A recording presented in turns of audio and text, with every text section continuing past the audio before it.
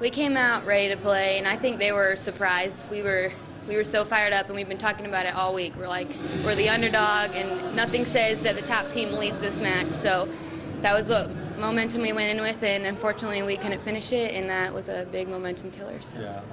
Did you guys have to, I mean, just talk about that, I guess, the disappointment or something of not winning that, because it's such a momentum type of sport. It hurts, like when you're up and you're tied and you keep going back and forth with score, and then finally that final whistle blows and you're not the one on the top. It's definitely hurts, and we just need to take that into the second game and say we weren't going to let them just take it away from us, and we didn't come out ready to play. Doug was talking about how proud he was of this team and the seniors and what you guys have accomplished. Talk a little bit about this team. I love this team so much. Losing 7 seniors, it's unbelievable. We never thought we'd come back to this point.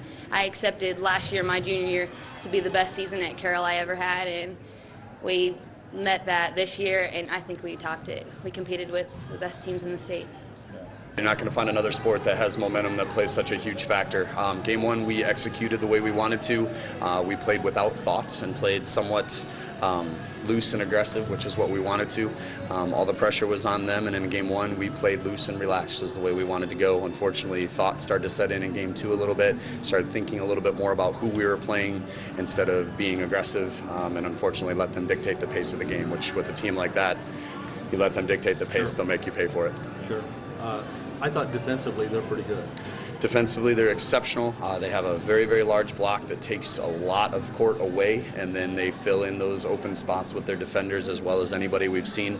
It's probably one of the biggest blocks that we have seen on a consistent basis. Fortunately, game one, we swung aggressive and were able to neutralize it to a certain point. Game two and game three, they owned the defensive and the net. What'd you tell them after that first one? When just say, you know, listen, we came close. I mean, did you try and keep their heads into it? I said I don't want to just compete with them. We want to go out and try to win. So play to win, don't play not to lose. And unfortunately, we took a little bit of a breath and sat back a little bit more on game two and game three and tried to react to what they were doing instead of pressing the game and pressing the pace like we did in game one to take them a little bit out of system. And anytime you take a team that's that solid just a little bit off their game, it gives you an opportunity. We just didn't capitalize on the opportunity. Overall thoughts on your year? I am so incredibly proud of this group. This group has excelled on and off the court.